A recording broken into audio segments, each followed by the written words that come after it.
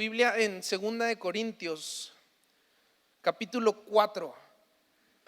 Vamos a leer los versículos 8 y 9.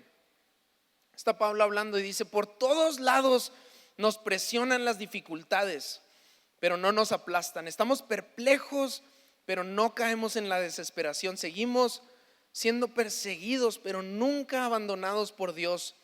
Somos derribados, pero no destruidos.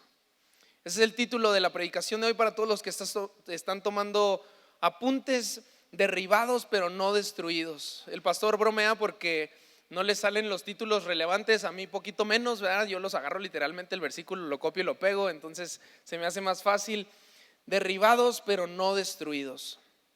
Pablo dice en este pasaje: por todos lados nos presionan las dificultades, y a veces parece que nuestra vida, a donde volteemos, son problemas, ¿verdad? Y estamos encerrados en algo y apenas sacas la cabeza del agua que te estabas ahogando y llegan las olas y te arrastran otra vez y te estás ahogando, y a veces te sientes un poquito como Jonás cuando se lo tragó la ballena, ¿verdad? Volteaba para todos lados y solo veía ballena, y estamos nosotros parados en medio de los problemas y volteas para enfrente y hay ballena, volteas para atrás hay ballena, volteas para los lados ballena, y todo es ballena, ballena, ballena, y estamos envueltos en tantos problemas. Pero Pablo nos dice: oigan, estamos presionados por las dificultades de todos lados, y lo termina diciendo: pero estas no nos aplastan. Esto significa que no estamos en una cajita cerrada, no estamos en un rincón sin salida, no estamos esquinados sin esperanza. Hay una salida, y esa salida es Dios. Y Él, siempre que están los problemas atacándonos y te sientes encerrado y ya perdido, siempre Dios va a encontrar la manera de sacarte de esa situación. Les comentaba en la mañana que tengo un amigo que creció conmigo toda la vida, y él es judoka, ¿verdad? Y era campeón ahí en Parral y luego nacional, y luego que se fue a Cuba a competir y todo. Y toda la onda de él y de su profesor era: no importa en la posición en la que estés, siempre hay una manera de salir, siempre. Entonces hay una ventana de oportunidad mínima, la tienes que tomar porque hay una manera de salir. Y hoy quiero que salgamos de aquí con esperanza viva, ¿verdad? Porque Jesús no vino a darnos una religión bella, no vino a darnos un domingo bonito, aunque nos la pasamos bien padre. Jesús vino a darnos esperanza viva. Él resucitó, y no resucitó para que nos la pasemos bien y bonito y que suframos tantito menos, ¿verdad? Porque estamos con Dios. Él vino a traernos esperanza viva porque Él sí resucitó de las tinieblas. Amén. Ya casi despierta de aquí para allá. Gracias a los que están aquí activos, pero de aquí para acá, ahí van, ahí van. ¿Están conmigo? Tal vez tú dices: bueno, yo no encuentro esa manera, ¿verdad? Yo no soy tu amigo judoka que está profesionalmente entrenado y todo. Yo no veo una manera, yo no veo ni la luz, no veo tantita manera de salir. No te preocupes, Pablo nos dice que él tampoco veía nada, él no veía la salida. Nos dice Pablo en el versículo 9: estamos perplejos, pero no caemos en la desesperación, diciendo: sabes que no tenemos respuestas, no entendemos, pero no nos rendimos. Y tal vez tú no entiendes lo que sigue, no sabes cómo salir del problema, de la bronca, de todo lo que estás pasando, pero Pablo nos dice: no te desesperes, Dios te va a ayudar. Y suena muy bonito, pero quiero que profundicemos un poco, ¿verdad? Y creo que al final de hoy vamos a salir bien agarrados del Espíritu Santo para enfrentar cualquier problema. Y como les dije ahorita, quiero traerles un mensaje de esperanza, porque no importa las noticias que leas, si es un periódico, o si es el celular, o si es la computadora, todo es desesperanza, ¿sí o no? Todo es que viene lo peor, que viene lo peor, y luego están los que todo el día hablan contra el gobierno y que viene lo peor y que es lo peor y que esto, y luego contra Estados Unidos y es lo peor, y la situación económica y es lo peor, y todo el mundo se ha transformado hoy en lo peor, ¿sí o no? Y para unos vivimos en la época más oscura de todos y han pasado cosas que uno no entiende y estamos en esa época, pero yo quiero decirte que sí tenemos esperanza. Sí hay una esperanza viva y está dentro de ti, y yo sé que los problemas nos golpean así como olas que nos arrastran, pero si Jesús está dentro de ti, hay una esperanza para ti y para todos los que te rodean. Cuando estamos en estas situaciones, Dios nos ofrece recursos y lo único que tenemos que hacer es tomarlos. Y me encanta al final del verso 9 que dice: somos derribados pero no destruidos. Somos derribados pero nos paramos de nuevo y seguimos peleando porque Dios está de nuestro lado. Y un ejemplo muy chistoso que una vez nos pusieron este ejemplo en la secundaria o prepa, en algún momento de la escuela, antes de la universidad nos explicaron de toda la caza, ¿verdad?, de animales y todo lo que se estaba volviendo ilegal y todo, cómo estaban poniendo animales en peligro de extinción. Entonces hubo un chango que lo protegieron por sobre todos los demás porque ya quedaban bien poquitos, y resulta que ya no los tenían ni siquiera que matar, sino que les hacían unas trampas especiales.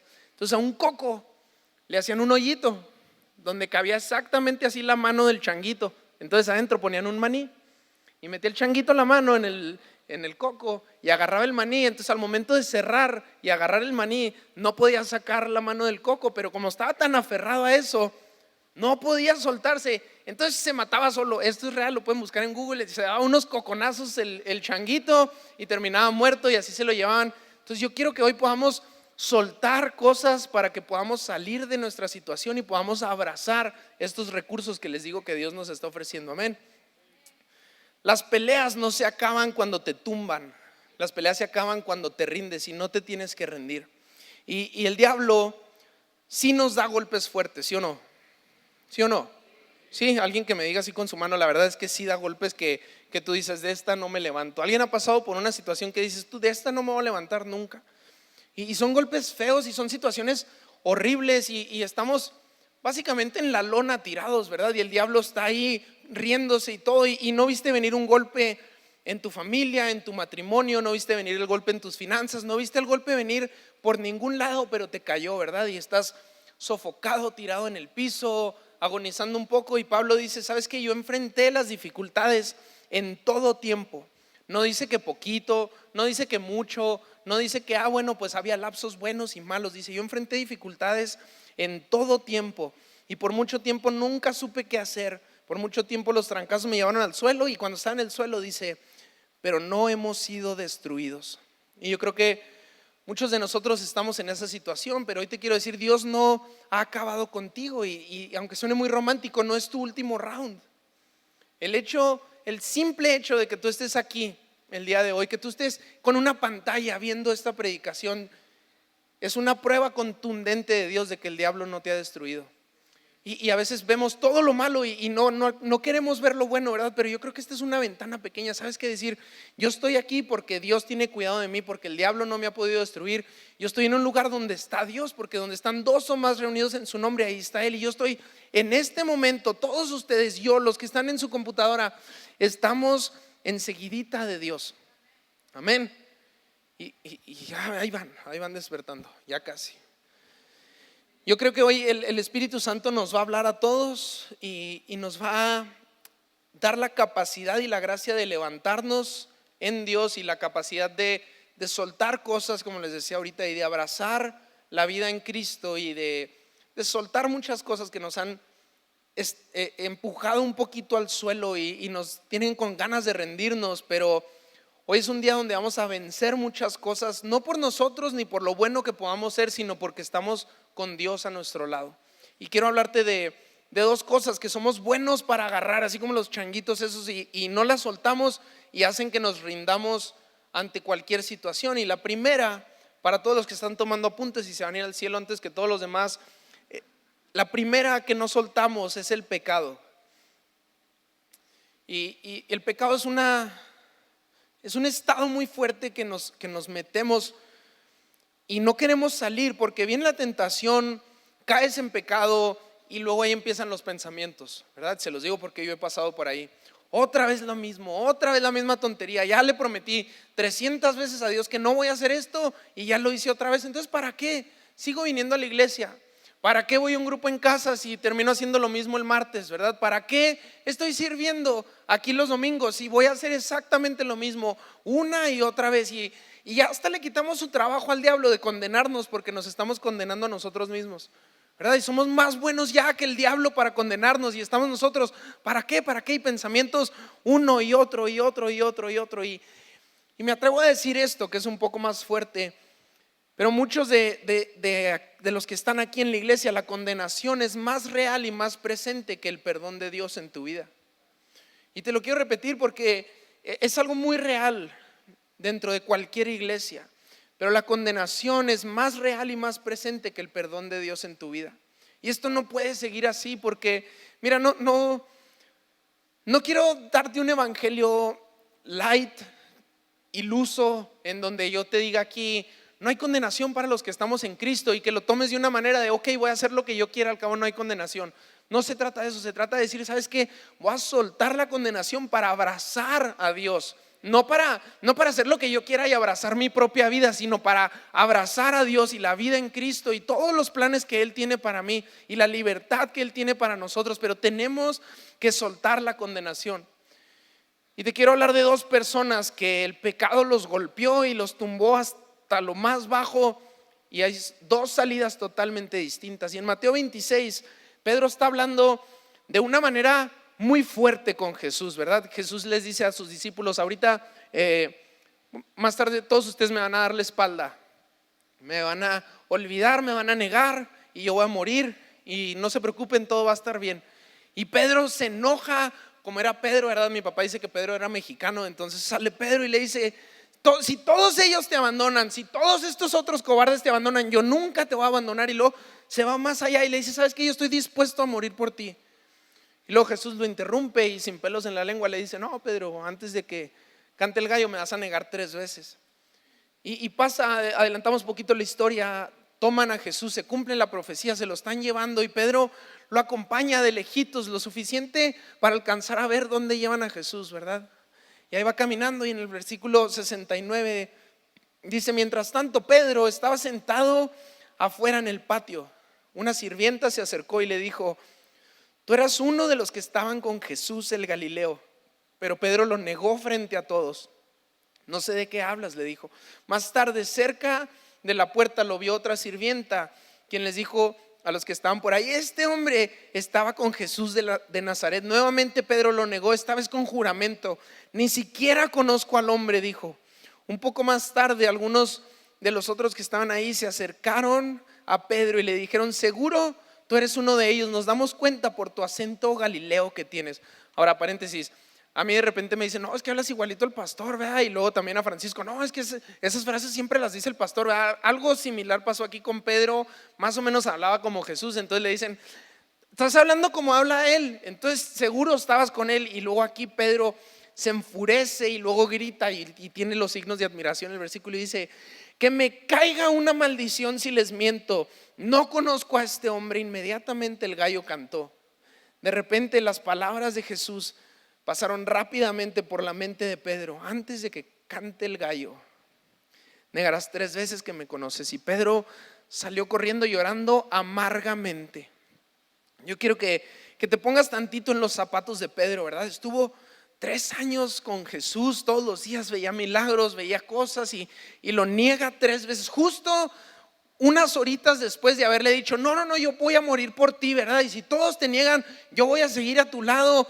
Y ahora se encuentra aquí negándolo, llorando amargamente, con la culpa encima de él, con toda la condenación puesta sobre sus hombros. Y está Pedro en esta situación. Y solo imagínate esto, ¿verdad? ¿Qué lo llevó a decir? Primero, que me caiga una maldición, pero les aseguro que yo no lo conozco. Y toda la culpa que está en Pedro. Y adelantas poquito la historia y Jesús resucita. Y llegan las mujeres, ¿verdad? Buscando a Jesús, y se les aparece. Y las mujeres, quiero que sepan, como pequeño paréntesis, fueron las primeras predicadoras de toda la historia.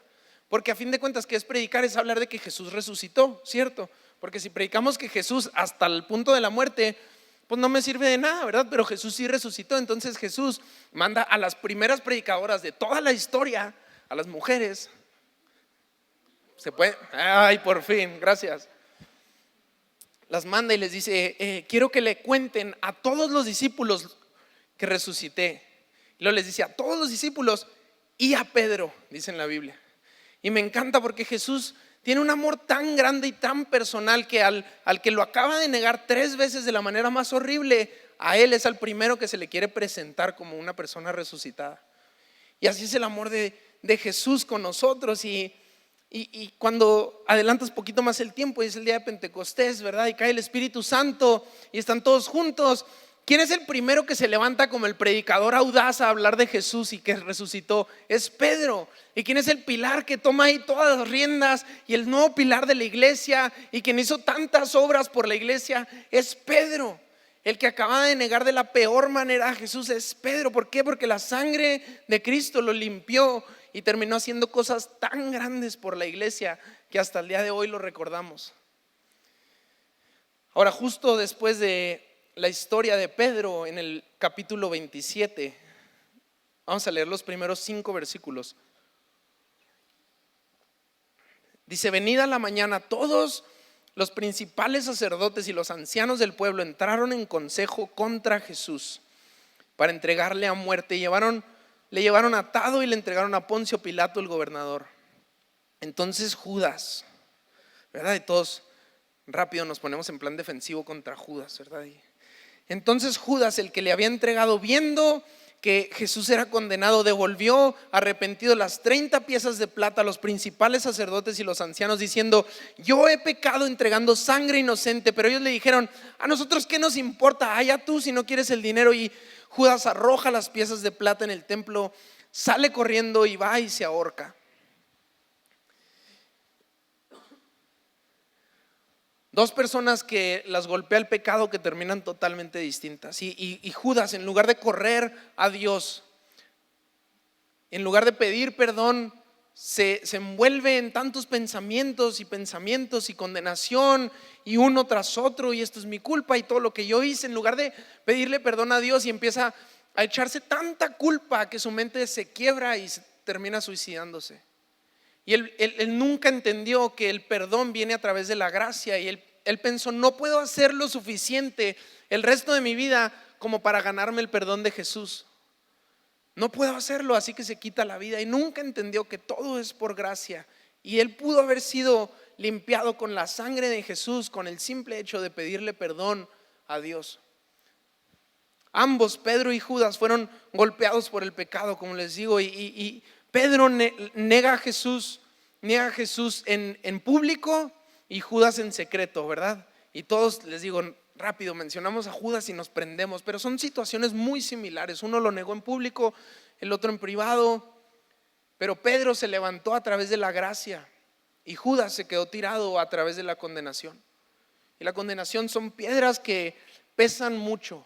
Yo he vivido mucho tiempo dentro de una iglesia cristiana, no te puedo decir que cristiano, pero sí dentro de la iglesia cristiana, y por años y años me ponía tantas cosas de condenación arriba de mis hombros, ¿verdad? Y vivía esta vida, y es muy difícil, pero hay una manera de salir, y todo es por gracia. Y hay muchas personas en la iglesia que viven más una vida como Judas que una vida como Pedro. Y no que seas un traidor, pero eres alguien que no acepta la gracia, porque es más fácil abrazar la condenación. Y Judas corre rápido a la condenación, y Pedro en otro lado recibe la gracia y recibe el perdón y recibe la gracia y recibe el amor y el perdón de todos sus pecados, y se transforma en un pilar. Y son dos personas que están en la misma situación, golpeadas por el pecado, pero el que se levantó por la gracia terminó siendo un pilar de la iglesia, y la otra persona terminó muerta, envuelta en todos sus pensamientos. Tu asistencia perfecta a la iglesia va a ser muy buena, ¿verdad? Vas a ser mejor que todas las estadísticas promedio de Chihuahua si vienes todos los domingos, ¿verdad? Ya están bajando cada vez más, viene menos la gente, una vez al mes, 2 los cristianotes, ¿verdad? 4 los servidores, y ahí van las estadísticas, ¿no? Pero si tú eres alguien que cumple cada semana, tú eres alguien que lees 20 capítulos diarios, tú eres alguien que se levanta todos los días, ¿verdad? A caminar el cerro para estar con el Señor, y tú haces y haces y haces y haces. Nada de eso te va a dar el perdón de tus pecados. Nada de eso. No se trata de lo que puedes hacer, es la gracia de Dios. Y quiero que salgamos de aquí hoy sabiendo que Dios es bueno, que Dios es misericordioso, que Dios es fiel para aquellos que claman a Él. No para aquellos que se lo ganan, no para aquellos que hacen y deshacen, para las personas que claman y piden esta gracia y este regalo. Si estás hoy en el piso por pecado, hoy te quiero decir que te puedes levantar por la gracia de Dios, no por tus esfuerzos, no por cosas que tú puedes hacer, por la gracia de Dios. Y Dios en verdad es fiel, y Él no está enojado contigo. Y yo sé que en México, en Latinoamérica, nos gusta vivir pensando que Dios está enojado con nosotros, ¿verdad? Y que cumpliendo mi condena, sirviendo en el café el domingo, Dios se va a acercar más a mí. No funciona así. Todo es por gracia, y te prometo que Dios no está enojado contigo. Dios te ama por encima de todas las cosas. Él mandó a su propio Hijo a morir por ti. no para condenarnos, sino para darnos salvación. Y la segunda cosa que nos hace rendirnos es la tragedia. Y la tragedia es un tema fuerte. Muchos hemos perdido a alguien, algún familiar, y la tragedia la traducimos en echarle la culpa a Dios, ¿verdad? Y la tragedia también se traduce en mucha separación del humano y de Dios. Y de repente nos encontramos echándole toda la culpa a Dios. Pero quiero leerte una historia de Ruth. Y la descripción de la Biblia es que son 3 mujeres, suegra y las 2 nueras, y están viviendo en mucha tristeza porque sus 3 respectivos maridos murieron y están viviendo en una extrema pobreza. Y es una situación horrible. Y en el capítulo 1, en el versículo 12, les dice Noemí: volveos, hijas mías, y váyanse, porque yo ya soy vieja para tener marido, y aunque dijese esperanza tengo y esta noche estuviese con marido y aún diese a luz hijos, ¿ustedes van a esperarlos a que sean grandes? ¿Se van a quedar sin casar por amor a ellos? No, hijas mías. Y les dice: ¿qué mayor amargura tengo yo que ustedes? Pues la mano de Jehová ha salido contra mí. Y ellas alzaron su voz y lloraron. Y Orfa besó a su suegra, mas Ruth se quedó con ella. Y Noemí, su suegra, le dice: tu cuñada se fue a su pueblo y volvió a sus dioses, vete con ella. Y le responde Ruth: no me ruegues que te deje y me aparte de ti, porque a donde quiera que tú fueras iré yo, y a donde quiera que vivieras viviré. Tu pueblo será mi pueblo. Y luego le dice esto: tu Dios será mi Dios. Donde tú murieres moriré yo, y ahí seré sepultada. Así me haga Jehová y aún me añada, que solo la muerte hará separación entre nosotras dos. Ruth en este plano tenía todo el derecho, entre comillas, todo el derecho de estar enojada y amargada con el Dios de Israel. ¿Sí o no? Acaba de perder a su esposo. Son tiempos difíciles y no dice la Biblia que no lloró. Ahí justo te especifica que gritaron y lloraron, porque la tragedia puede ser muy fea y lloran, pero ella tenía todo el derecho de amargarse contra Dios. Y tú sigues leyendo y te encuentras que Noemí, su suegra, en cuanto pisan Israel, la tierra del Dios en el que ellos creían, se cambia el nombre y le dice su nuera, le dice: Noemí, y voltea y le dice: no me digas Noemí, me llamo Mara a partir de hoy, que Mara significa tristeza y amargura. Y su explicación es: porque el Dios, el creador de todo, trató amargamente conmigo, y se amarga Noemí, ahora llamada Mara. Pero Ruth nunca abrazó el espíritu de amargura de su suegra. Y al principio te dije que quería salirme un poquito de mi zona de confort, y aquí voy, ¿verdad? Y en este punto quiero que te olvides de la persona que tienes a tu lado derecho, a tu lado izquierdo, y quiero que entres un poquito conmigo en todo esto. Muchos de nosotros hemos tenido pérdidas grandes aquí: hijos, familia, amigos muy cercanos. Hemos tenido tragedias de todo tipo. Y aquí en la iglesia nos llegan casos y casos, y la tragedia es algo muy real. Y yo no te voy a dar una explicación del por qué. Lo único que te puedo decir es que vivimos en un mundo caído y que no funciona conforme a los planes primeros de Dios. No te quiero dar palmadas en la espalda, no quiero hacer que superes tu situación, porque todo esto puede ser muy devastador, y yo he vivido cosas que son devastadoras, y no te voy a decir que no llores, pero sí te voy a pedir que no llenes los pies de Dios de amargura, de tragedia. Te prometo que Dios es un Dios bueno. Dios es un Dios bueno aun cuando no lo vemos. Dios es un Dios bueno, misericordioso. La Biblia nos dice que Jesús vino a darnos vida y vida en abundancia. Y a veces le echamos la culpa a este Jesús, cuando la Biblia misma nos dice: el enemigo es quien vino a robar, matar y destruir.